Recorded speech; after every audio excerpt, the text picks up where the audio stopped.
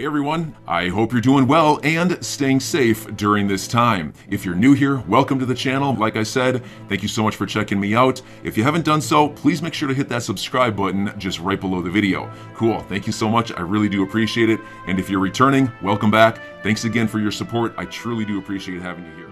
Ripple vs. SEC lawsuit is coming to an end, sources reveal. And so look, and this comes from Crypto Newsflash. I like Crypto Newsflash, but I read this headline and I rolled my eyes and I was like, okay, another claim of a super duper top secret source that's going to say stuff and there's going to be no way to know if it's true. And then most of the claims, when they're made like this and it's based on a secret source, it all falls apart. I figured it's going to be another one of these things. Maybe somebody just wants attention again. I don't know. But that ended up not being the case. No, that was not the case in this. The truth is that what this article actually covers is hilarious. It is not what I expected, and it will result in lulls. But before going further, I want to be clear, I do not have a legal or financial background of any kind. I'm not offering legal or financial advice, and you definitely should not buy or sell anything because of anything that I say or write. I'm just an enthusiast who enjoys making YouTube videos about crypto-related topics, but just as a hobby and just for fun. So in we go. This is the thread from Attorney John Deaton on Twitter, and he wrote the following. Why hasn't the judge thrown out the case?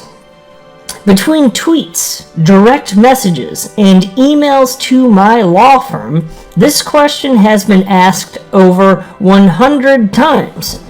People ask, with all the evidence related to conflicts of interest and appearances of improprieties, why hasn't the judge dismissed the case? The judge isn't on Twitter following this. The judge relies only on evidence she is presented by the parties in the case. Except for a few inferences, Ripple has not offered evidence related to any possible corruption. Let me reread that. Ripple has not offered evidence related to any possible corruption. In fact, I'm the only one who has offered any evidence on the issue at all. The only reason I was able to submit any of this evidence is because the SEC attacked me personally, labeling me a clout-seeking Twitter conspiracy theorist. I offered objective facts supporting my criticism. Had they not attacked me, I wouldn't have offered any evidence at all. My ability to file anything related to conflicts required strategy. We can't conflate what's stated on Twitter or YouTube with what the judges actually review. For example, emails between Hinman and his law firm that Empower Us received via FOIA litigation are not part of the Ripple case. The judge hasn't been provided any of those emails. So let me pause just to make sure we're on the same page. I'm not going to read this. If you want to, actually, it's on your screen right here. But Empower Oversight is what he was referencing. This is a not-for-profit entity that was founded last year. And they are, Empower Oversight, they're actually suing the SEC because they've submitted FOIA requests, that's Freedom of Information Act requests, and the SEC's not playing ball.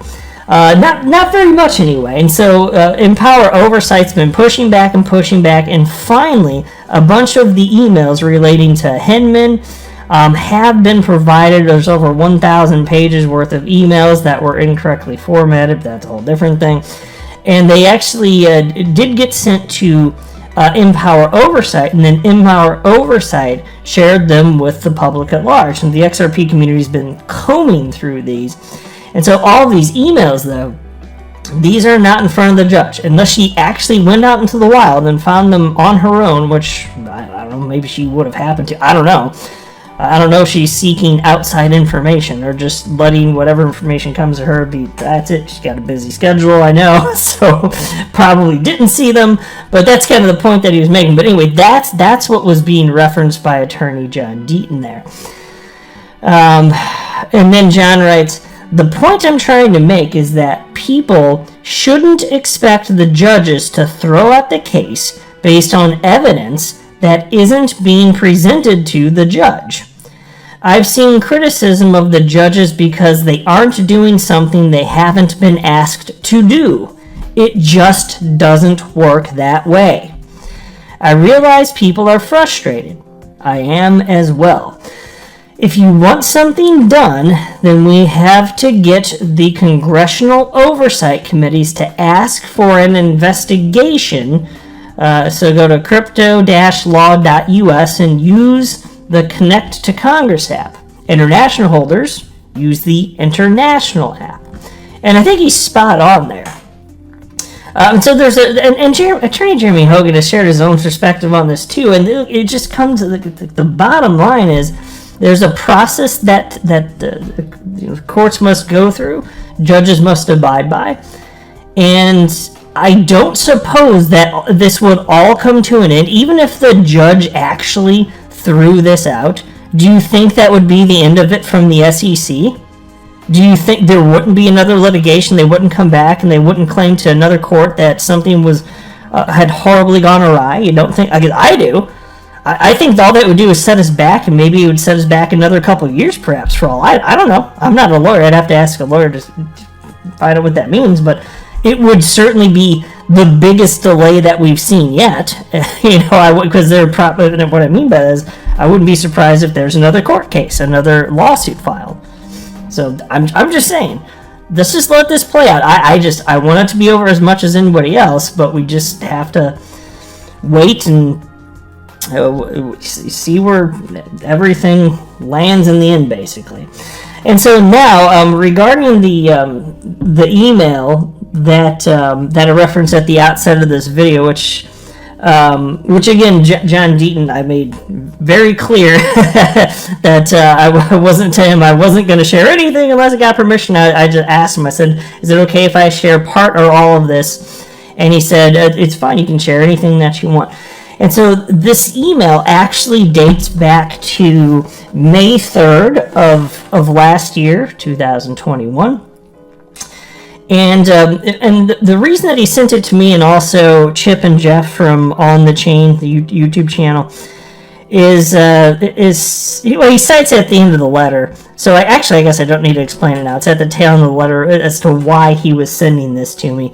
But as far as what he did, he laid a trap, and it worked. So here is the email from John Deaton to me on May 3rd in its entirety. Matt, I'm sending this email before we get the SEC's opposition to our motion to intervene. So let me just pause right there to note. At this point, John Deaton, the judge had not approved John Deaton to intervene in the SEC versus Ripple case in any capacity to that point. It's, mind you, again, it's May 3rd as he's writing this of last year. And so anyway, John continues. I may be wrong, but I wouldn't be surprised if the SEC attacks me personally in its response to our motion. When they can't attack the message, they attack the messenger. I intentionally laid a trap for them in case they decide to go down this road. As of right now, the bad motive involving Clayton and Hinman as the reason the SEC filed the case is not relevant to our motion to intervene. I intentionally tried to goad them by tweeting out things like, the SEC is a cesspool of corruption, and other similar tweets, even though I'm trying to appear in the case, and many attorneys would be very conservative in what they say. So let me just pause to note here. All the stuff that we're aware of having to do with appearances of impropriety, potential corruption, having to do with Clayton and The fact that now he's benefiting by jumping into the world of crypto after exiting as SEC chairman. Then you got Billy Boy Hinman, who gave the Ethereum free pass speech while getting paid millions of dollars by a law firm he used to work for, and then going back to them after he left the SEC. And what he said in this Ethereum free pass speech benefited that law firm. All these types of things that were being uncovered at the time. It wasn't specifically, as John Deaton states in this email, it wasn't specifically relevant to the case, the matters at hand, even though obviously you and I think, of course, it's highly relevant. John Deaton would agree, obviously. That's why he wanted to get this in front of the court, but there was no reasonable way to do that outside of what he planned right here, at the time at least, anyway. And so, again, that's why he said that he was trying to goad them by tweeting things like the SEC is a cesspool of corruption. Anyway, John continues. I predict that they may try and attack me and tell the judge she shouldn't let us intervene because I want to put the SEC on trial and use one or more of my tweets as an exhibit to show her that's my motive and therefore she shouldn't let us in the case. I hope that they go down this road and do exactly that, because if they do so, I can defend what I said on Twitter by showing her the proof of possible corruption, thereby getting that information and evidence in front of her. By the way, so that is what happened. Just to be clear, so he was writing this before the SEC did what they did. Oh, yes, they did come after. They did make such claims. And then as a result, John Deaton was able to get that information directly in front of the judge. He laid the trap, and it freaking worked, and it's brilliant. It's absolutely freaking brilliant. Anyway, John continues. I'm not saying they will fall for this trap, but trap for sure, but I believe they might, considering they brought up me and my alleged motives before. Once they did that, I was like, these guys might not be able to resist, so let me see if they are dumb enough to fall for this. Oh, I love it. And yes, they were dumb enough to fall for this. I honestly believe that they know they shouldn't have filed the case the way they did, and they have a guilty conscience. When you have a guilty conscience, then you get super defensive and act like a victim.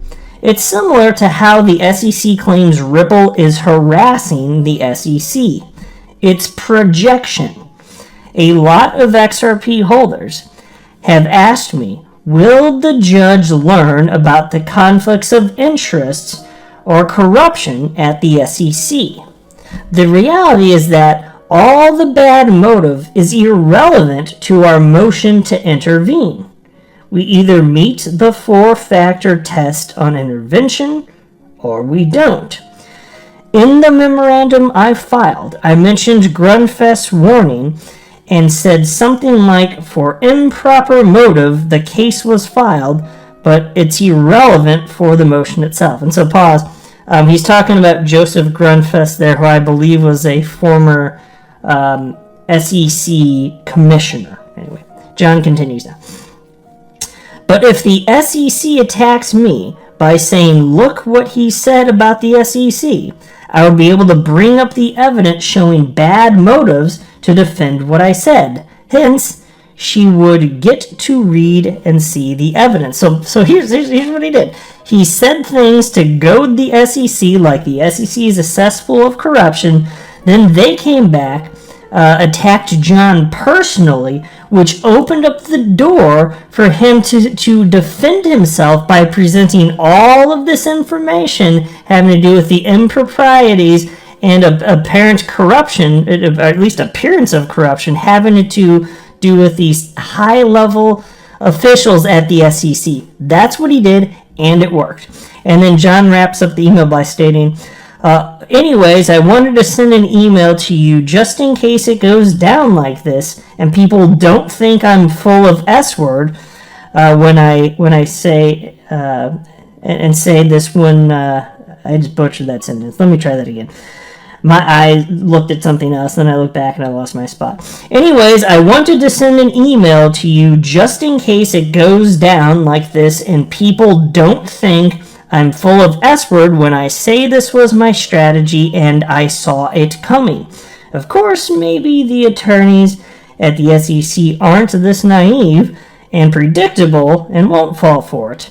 Talk soon, John D. And so there you go. And so that's the reason that he sent this email to me and Chip and Jeff from the On the Chain YouTube channel. It's just in case people are going to claim that. And it's true. Like, if it came down to it, we could prove it based on timestamps. No, this was his plan from the beginning. And it was absolutely brilliant, and it did work. So I think it's awesome. Anyway, so I thought that everybody else would appreciate that as well. So that's what he was referencing in his thread there. And now you got the inside nitty-gritty there. Now let's go to this last piece of the video. This seriously made me absolutely crack up. This comes from Crypto Newsflash. And again, nothing for Crypto Newsflash, but I'm sorry, son, ya got. Here's the headline. You see what I mean? Ripple vs. SEC lawsuit is coming to an end, sources reveal. So again, like I said at the outset, when I saw that headline, I just kind of rolled my eyes. I was like, here we go. But it's like, I gotta read this. I gotta know. Maybe there is something to it. I find it unlikely, but I'm gonna reserve a little bit of judgment here and just read this damn thing and see what is said. And then I read it, and my eyes were like triple rolling by the time I finished it. But then after that, it got really funny, and I'll explain why. So anyway, the piece reads as follows. Finally, the lawsuit battle between Ripple and the Securities and Exchange Commission has come to an end, sources reveal. Following a 1-year-plus lawsuit, Ripple could experience a fresh breath of air without the eyes of the SEC bearing down on the company. Sources familiar with the matter revealed that the company and SEC have reportedly reached a settlement agreement. One of the sources added that an official announcement regarding the settlement would be made next week. So again, folks, I read that, I'm like, yeah, here we go, okay, I bet there's something to this. And it goes downhill from there. There's a little subheading, Ripple and SEC's legal war comes to an end. An anonymous user wrote on Twitter, it's like, oh, anonymous, this is good. So here's the quote in the piece. Anyone else heard the rumor? Settled. All staff on the SEC vs. Ripple case have been reassigned. A week until the news is public. And I was just thinking, okay, here we go. This is the typical crap that I see from people that are attention grabbing, this and that. Oh, look at me, I'm an insider, I've got special information. That's what people do, and I hate it. So I was already not convinced by this at all because there's no actual evidence, damn it. And it's not, if it were at least from somebody that's known to somehow some sort of connection somewhere, like stuff like that happens in life, okay, fine, then I'd be like, okay, maybe there's something to this, fine. There was no such indication of that in this piece. And so who did they link to? Because again, they wrote it's an anonymous user. Who did they link to? None other than XRP the Standard Productions. I love XRP, the Standard Productions. Folks, this is a satire account. I love this. I've highlighted their work on this channel many, many times. Ever since, I can't remember when they started doing this, but from the beginning I've been highlighting the work because I think it's funny as hell. But it's basically like The Onion, but for the XRP community. So XRP, the Standard Productions, writes fake articles having to do with Ripple and XRP that are absolutely hilarious and hysterical. I'll share it with you a couple examples in a second, but that's where the rumor came from. So the rumor came from a satire account, which it provided no evidence because it's just a satire account. Then a real crypto media outlet, Crypto Newsflash, picked up the story and reported it as if it's actual news. And so then when that all came together, I could not help but laugh hysterically. It's so absurd. They know not what they have done. Well, I'll tell you what, that's what you get for writing a story about an anonymous source that offers no actual evidence. Just, you think somebody anonymous randomly on the internet writes something like this and you're just gonna like take it as gospel or something like that? Come on.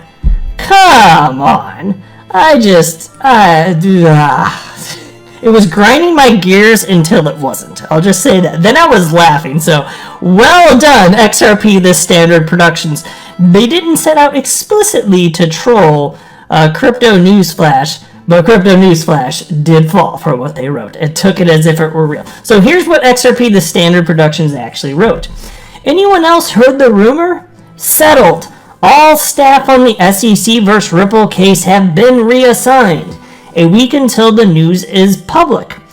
SEC now hiring to prosecute illegal currencies. The beer in your hand is now champagne. Your VW is now a Lambo. The girlfriend that dumped you is calling. #XRP. I'm your guy. I will keep you posted. I'm your advocate. I'll be back on a daily basis, usually multiple times per day, with these videos to keep you updated with everything going on. So, I hope you enjoyed the video. If you haven't done so, make sure to hit that subscribe button. Feel free to share any of my videos with your friends, family, social media, or anybody who may care to listen. Thanks so much for your continued support. I'm always here for you. I want to help you through this time. So thank you so much for continuing to choose me. Enjoy your day, stay safe, and I'll catch you again probably in a couple hours. Thanks, everybody. See you later.